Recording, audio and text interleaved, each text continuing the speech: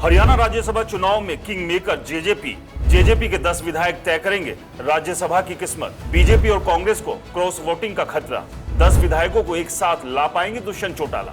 हरियाणा में रोहतक से दीपेंद्र हुड्डा के लोकसभा चुनाव जीतने के बाद राज्यसभा की सीट की लड़ाई चर्चाओं में है। फिलहाल ये राज्यसभा की सीट खाली हो चुकी है। ऐसे में चुनाव को लेकर जेजेपी की भूमिका बड़ी हो गई है। अगर 10 विधायकों वाली जेजेपी किसी एक के पक्ष में गई तो फिर किंग मेकर बन जाएगी। हालांकि बीजेपी सरकार से गठबंधन तोड़ने के बाद जेजेपी खुद फूट का शिकार है। ऐसे में क्रॉस वोटिंग का भी डर बना हुआ है। यही वजह है कि राज्य में 10 साल से सरकार चला रही बीजेपी हो या फिर विपक्षी कांग्रेस, दोनों में हलचल मची हुई है।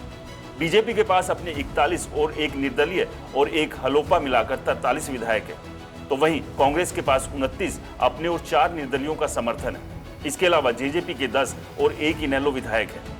3 सीटें खाली है, जिसमें एक सीट रानिया से रंजीत चौटाला इस्तीफा दे चुके हैं। अंबाला से वरुण मुलाना ने लोकसभा चुनाव जीतने के बाद इस्तीफा दिया। बाशापुर से राकेश दौलताबाद के निधन से ये सीट खाली हुई है। सियासी जानकारों की माने तो जेजेपी के कई विधायक क्रॉस वोटिंग कर सकते हैं। हालांकि इसके बदले में वे 3 महीने बाद होने वाले विधानसभा चुनाव में बीजेपी या कांग्रेस से टिकट मांग सकते हैं और इसी वजह से कांग्रेस और बीजेपी की भी टेंशन बढ़ी हुई है। दीपेंद्र हुड्डा के रोहतक से लोकसभा सांसद चुने जाने के बाद उनकी राज्यसभा सीट खाली हो गई है।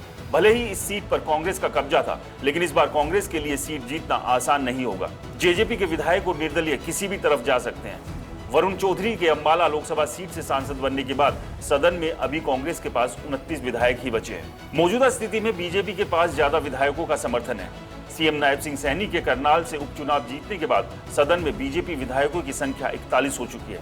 लेकिन अगर जेजेपी, निर्दलीय और एक सदस्य वाली पार्टियों के विधायक क्रॉस वोटिंग करते हैं तो नतीजा किसी भी तरफ जा सकता है। इसको लेकर बीजेपी खेमे में खासी हलचल मची हुई है।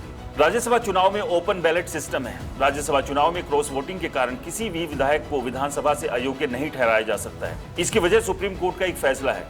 सुप्रीम कोर्ट ने 22 अगस्त 2006 को कुलदीप नैयर बनाम भारत संघ और अन्य के मामलों में अपने फैसले में कहा, यह तक कि राज्यसभा के लिए चुनाव में मतदाता की अभिव्यक्ति के अधिकार पर खुले मतदान से असर पड़ता है, मान्य नहीं है, क्योंकि एक निर्वाचित विधायक को किसी विशेष तरीके से मतदान करने के लिए सदन की सदस्यता से अयोग्य नहीं ठहराया जा सकता है। वह अधिक से अधिक जिस दल से संबंधित है उस राजनीतिक दल की ओर से की जाने वाली कार्रवाई का सामना कर सकता है। हरियाणा में मनोहर लाल खट्टर की अगुवाई में बीजेपी जेजेपी गठबंधन की सरकार चल रही थी। लोकसभा चुनाव से पहले सीट शेयरिंग को लेकर जसपा और भाजपा में गठबंधन टूट गया, जिसके बाद जेजेपी 10 विधायकों के साथ सरकार से अलग हो गई। बीजेपी के पास 41 विधायक थे। उन्होंने 5 निर्दलीय और एक हलोपा विधायक को साथ लेकर सरकार बना ली।